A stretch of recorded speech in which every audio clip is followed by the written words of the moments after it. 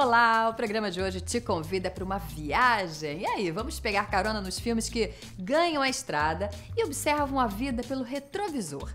Os road movies, esse gênero que já presenteou o cinema mundial com algumas obras-primas, não poderia ficar de fora do universo do curta-metragem. A gente vai rever filmes que têm o movimento como centro de suas narrativas. Então, prepare-se para esta aventura cinematográfica no Curta TV, que começa agora.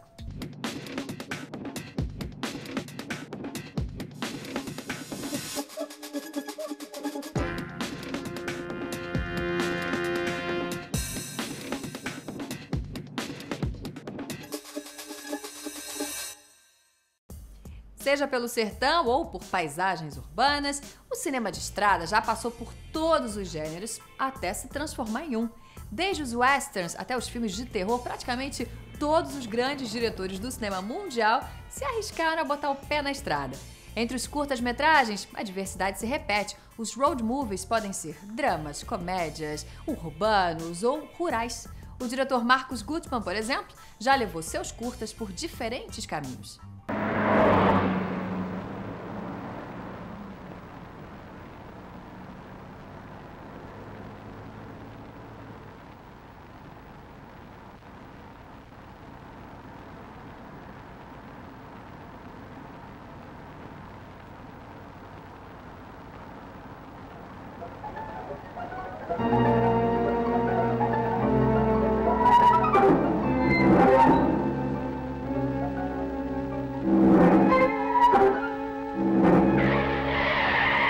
Um filme derivou em outro e o outro derivou em um terceiro. Então, na verdade, a gente foi preparar o que veio a ser o lapso. E fomos fazer ensaios. Era um filme com uma narrativa bastante complexa, era mais complexo no roteiro. E durante os ensaios nós chegamos à conclusão de que era inviável, era incompreensível o filme como estava escrito. Então decidimos mudar o roteiro, mas desse ensaio nasceu o roteiro do que veio a ser Numa Beira de Estrada, que eu fiz junto com o Luiz Eduardo Vidal. É uma história de um homem que vive explorando motoristas incautos que fazem aquela estrada, mas principalmente da relação dele com outro homem que surge invejando aquela posição. Então uma história mais surrealista, né? Um pouco o surrealismo o absurdo da situação.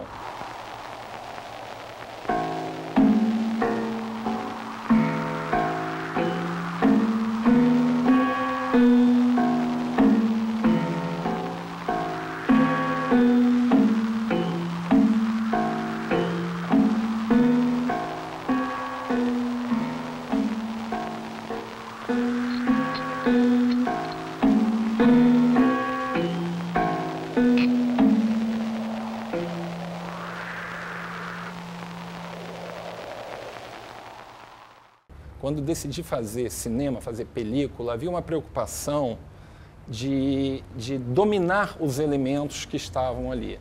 Então, um dos elementos, questão da cor. Por isso a opção pelo preto e branco. A gente simplificou usando o preto e branco. Era um elemento a menos, né, para a gente dominar. E eu, assim, fui com uma postura extremamente humilde fazer o primeiro filme. Eu não sabia, não estudava cinema e fui fazer um filme. Outro elemento, né, é a questão de iluminação, não só da cor, mas a iluminação. Por isso a opção de fazer um filme todo em exterior. Então tudo isso, a estrada é exterior puro, então por isso a opção de fazer exterior dia. 10 anos depois, eu tomei conhecimento de um argumento de Sérgio Saleitão do quilômetro zero. E nós escrevemos juntos, desenvolvemos juntos. Personagens mais sofisticados, é um casal, é um jogo de o que é presente, o que é passado, o que já aconteceu, o que vai acontecer. A gente não sabe se aquele casal está se conhecendo ou se está se reencontrando e trabalhando a linguagem sem que tenha uma resposta objetiva. Você termina o filme, cada um vai ter a sua leitura do filme. Então isso é uma coisa importante também acho que o curta-metragem se presta muito à experimentação de linguagem. E o Quilômetro Zero talvez ele seja o mais experimental dos três. Tem um prazer muito grande de filmar na estrada. Eu não sei, eu gosto de estrada, é meio instintivo, eu não sei dizer assim, qual não tem uma razão muito objetiva para isso, é mais subjetivo. Eu acho que a estrada, aonde vai dar a estrada, são questões desafiadoras e por isso a estrada eu acho tão cinematográfica e também é muito explorada no cinema. Você vê cineastas como Wim Wenders, enfim, usam muito bem a estrada.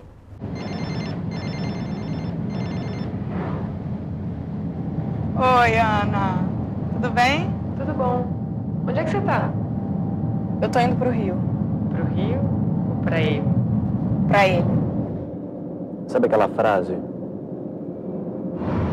No fundo, todas as histórias de amor são ridículas.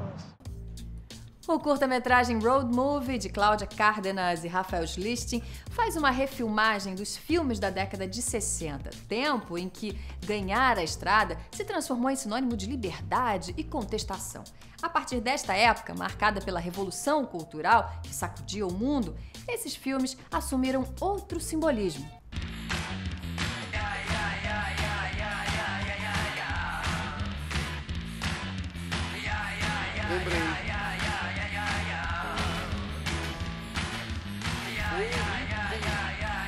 Ele surge como uma ideia de fazer num lugar desértico, na real. Né? E não era road movie, nem chamava road movie. E aí a gente chegou nessa ideia de fazer isso num supermercado mesmo, mostrar a aridez num supermercado, né? Ao invés de no óbvio deserto, na real.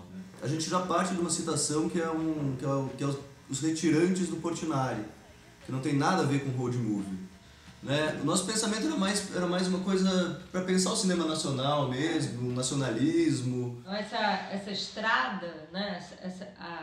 É a própria aridez, né? Essa estrada do consumo, né? Essa paisagem absurdamente igual, né? Que você passa todos os dias em busca de consumir, né? Como se sua vida fosse um eterno consumo. Por isso que tem muito do Exterminador também, porque eles não conseguem sair de dentro do supermercado, né? E tentam encontrar um vislumbre de uma saída nesse road movie, né? Nessa estrada, vai desembocar onde, né? Onde eu não sei, né? Terra à vista, onde é que isso vai dar, né? E essa impossibilidade é o que a gente quer marcar, né? De um trajeto que chegue a algum lugar quando a perspectiva que marca o início, o decorrer e o final é sempre a do mercado, né? Do consumo. O curta-metragem Trópico das Cabras, de Fernando Coimbra, ganhou quase todos os prêmios principais nos festivais em que participou no ano que foi lançado. A história fala de um casal que ganha a estrada na tentativa de melhorar a relação, mas suas vidas sofrem uma grande reviravolta. 10 años juntos, ella cada día más joven, y yo sintiendo el paso del tiempo.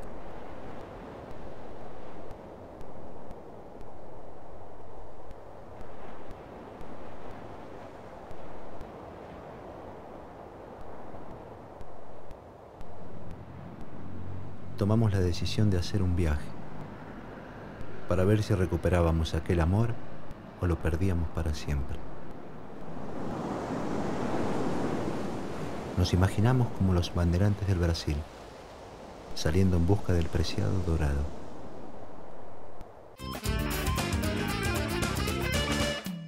Embora seja um gênero genuinamente americano, explorado desde a conquista do Oeste, os road movies seduziram diretores do mundo inteiro.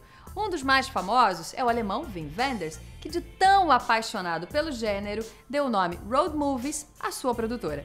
O realizador de obras-primas como Paris, Texas, Wenders é o personagem central do curta De Volta ao Quarto 666, do Gustavo Spolidoro. Gustavo resgatou no curta a reflexão sobre os rumos do cinema que Wim Wenders propôs em seu filme em 1982, rodado durante o Festival de Cannes daquele ano.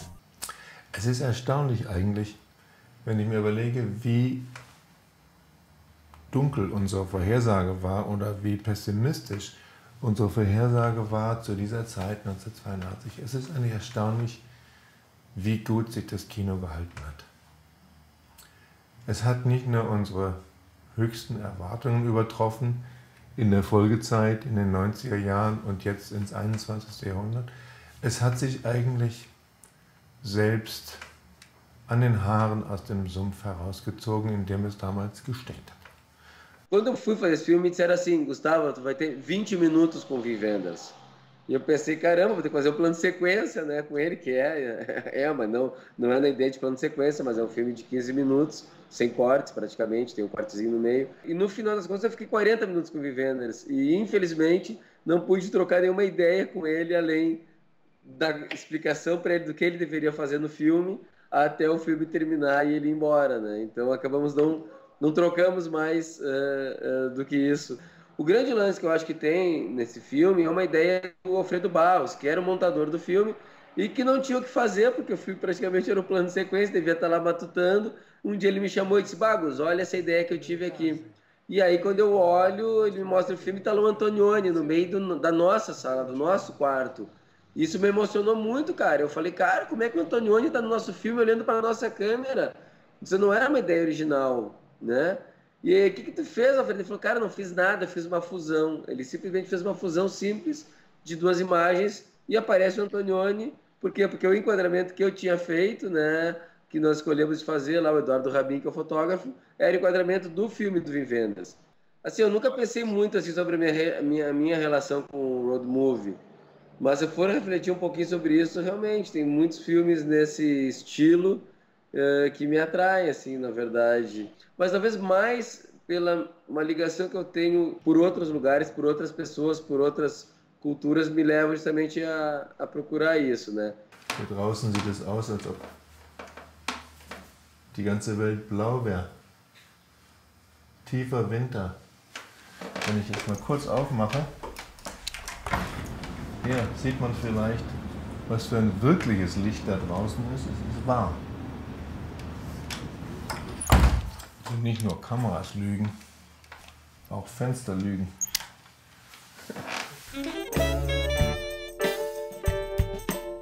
Eu quero dar uma dica para você, espectador, de um curta que realmente vai fundo. Chama-se Cães, de Adler Paz e Moacir Gramacho. É um conto do espanhol Juan Rufus, transladado para o sertão da Bahia, e é um filme que fala de perdas, da ausência do pai, do desespero da seca e de uma sede existencial. Cães, imperdível. Água, água, água. É sua madrinha. É sua madrinha.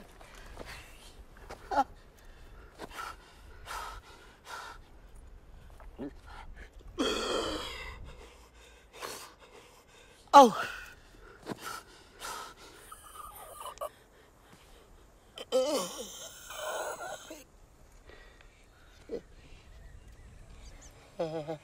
Pai, pai, ali tem água, pai.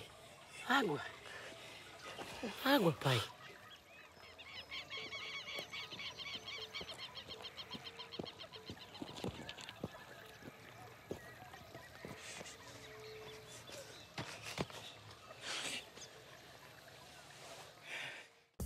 E daqui a pouco nossa viagem continua com mais cinema de estrada. Fica aí que eu já volto.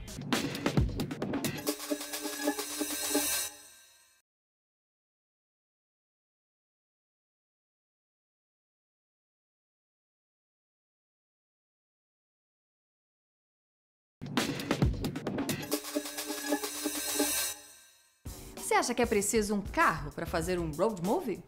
Nada disso. As estradas do cinema já foram percorridas a pé, de carroça, a cavalo e de todas as formas imagináveis. O curta-metragem Trecho mostra como um andarilho solitário pode render boa poesia cinematográfica. Porque também, sabe, quando um cara pega o trecho, o cara tem vontade de andar, entendeu? Sabe? De andar cada vez mais, tá? Em busca do infinito, do obscuro, tem que andar mesmo, sabe? Já no curta-metragem Nascente, o diretor Elvésio Marins, mais uma vez, apostou no deslocamento do personagem para traduzir as suas ideias. Só que, nesse caso, o movimento se dá pelas águas do Rio São Francisco.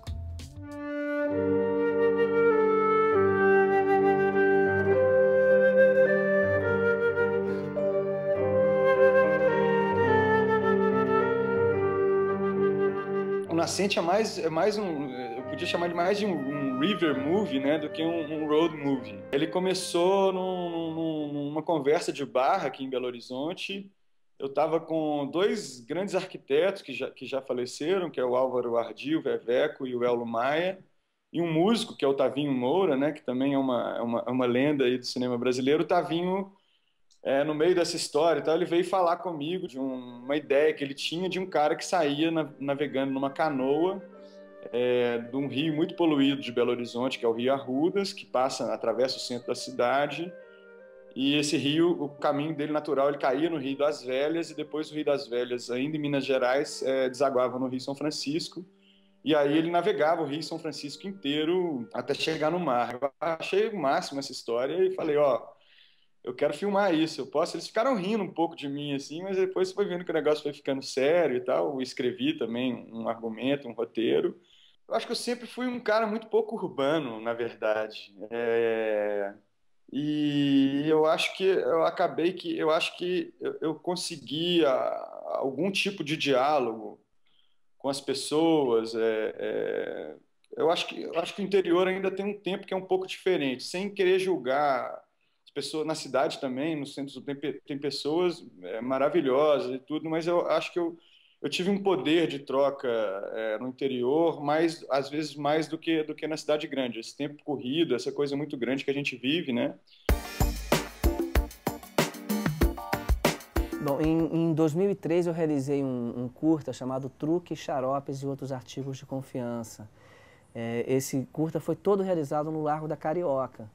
E é uma história de vendedores de rua, né, que, enfim, um vendedor de xarope, o outro era vendedor de bonecos de pelúcia, né, que ganhavam a vida realmente na rua, né, vendendo seus produtos na rua. E a história do curta coloca em questão a confiança entre os homens. Então teve um caso bem engraçado que a gente produziu para o vendedor de xaropes, né, uns frasquinhos de xarope, chamava-se Xarope Confiança, com rótulo e tudo, né. A cena terminou. Né, as pessoas que estavam em volta na rua, né, todas, né, beberam literalmente o xarope, que na verdade era o que? Era uma aguinha com mel que a gente preparou. Né? Todas fizeram um brinde com xarope, isso está registrado no filme. E logo após passou uma senhora, né, querendo comprar o xarope. Né? Disse, não, eu quero levar esse xarope, eu preciso desse xarope e tal. E saiu andando. E a gente teve que chamar ela, né? Ela chegou a pegar um frasquinho e disse, não, senhora, isso não é um xarope de verdade, isso é cenográfico e tal. Então essa história assim, foi bem curiosa, assim, do Xarope Confiança. Vai ficar dentro da mercadoria aí para um estranho? Que estranho? Por que estranho? Você não é um estranho. Em primeiro lugar, você não é um estranho. Você é um homem como eu, como qualquer outro aqui. Eu simpatizei contigo. De graça, né? Conta pra gente. Você não já tá se sentindo melhor? Pode dizer. Sei lá, pouco, né? Mas tem guaraná nesse xarope aqui. Tem guaraná na fórmula pra dar o sabor, mas isso aí são 12 ervas diferentes, isso é um santo remédio. Gostou mesmo?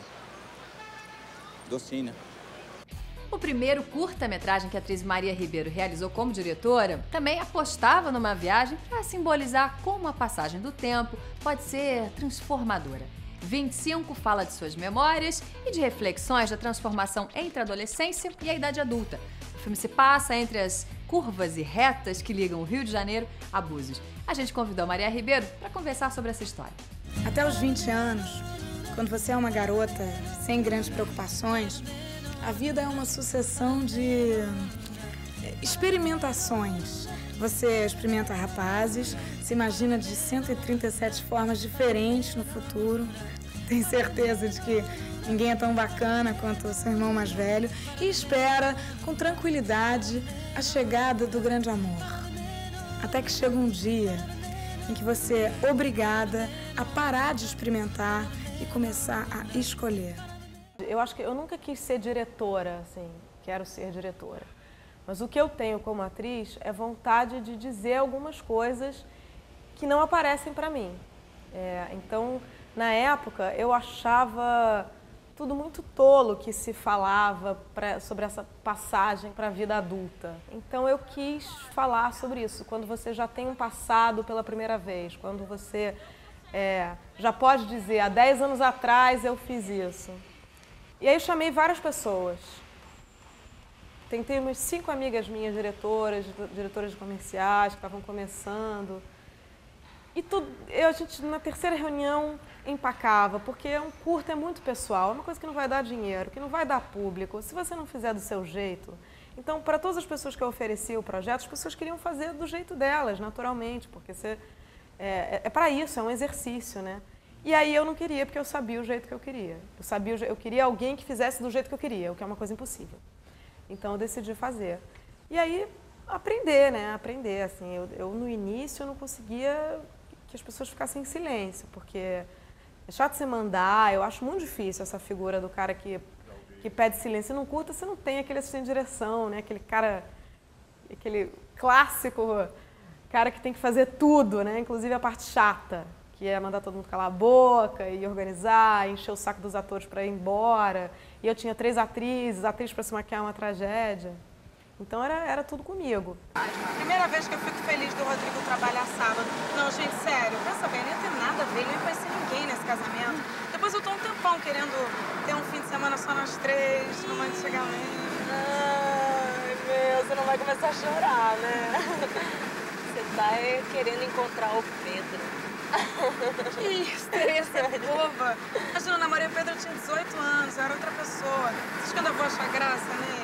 Mas as viagens nem sempre têm desfechos agradáveis. Em O Último Raio de Sol, o primeiro curta-metragem como diretor do ator Bruno Torres, uma história real, foi a base de um roteiro cheio de surpresas. Pelo que eu tô percebendo, tu não é daqui não, né?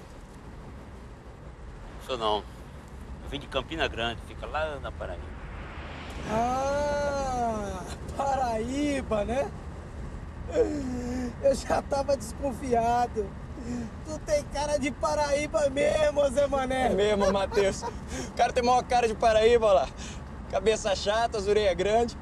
Ô, Paraíba, o que é que tu saiu da tua terra e veio fazer aqui, hein, ô porra? Uma das coisas mais difíceis de se fazer como realizador é filmar em carro. É muito difícil mesmo.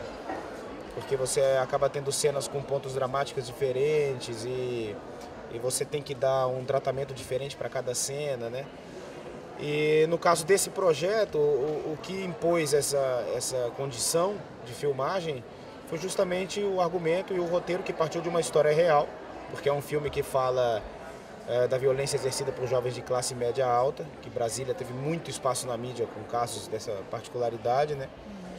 E aí a gente tinha uma história verídica que eram de 2 personagens que numa viagem resolviam de uma forma banal desmoralizar as pessoas que estavam pedindo carona na estrada. A gente foi fazendo a viagem com os atores mesmo, né? A gente não tinha um carro que puxasse, quer dizer, um guincho que puxasse o carro, entendeu? Os próprios atores guiavam. E uma filmagem solta também para que aproximasse um pouco a linguagem do documental, né? O filme inteiro feito com câmera na mão, para ter até uma pulsação de tensão que fosse interessante, que passasse o clima, né? Eu destaco eu ter trabalhado com o Zé Dumont, que para mim é um dos grandes atores de cinema do Brasil, que foi um cara que eu sempre escrevi o papel para ele, mas ele não sabia que eu estava escrevendo para ele e eu não sabia como chegar no Zé Dumont. Mas ele topou fazer, ele trouxe contribuições importantíssimas para o projeto. E para o ponto de vista pessoal e profissional foi um aprendizado gigantesco, até porque além de diretor eu sou ator também, minha formação é como ator, né? Eu destaco esse como um ponto forte e acho que a trajetória de festivais também, porque o Zé acabou ganhando 2 prêmios com esse trabalho e isso eu acho que foi... E alavancava o projeto também, a presença dele era importante para o filme também. Eu acho que ele estar no filme acaba fazendo com que o filme seja uma outra coisa. Se fosse outro ator, seria um outro tipo de filme. Ele manda lá, eu mando aqui. Não é assim?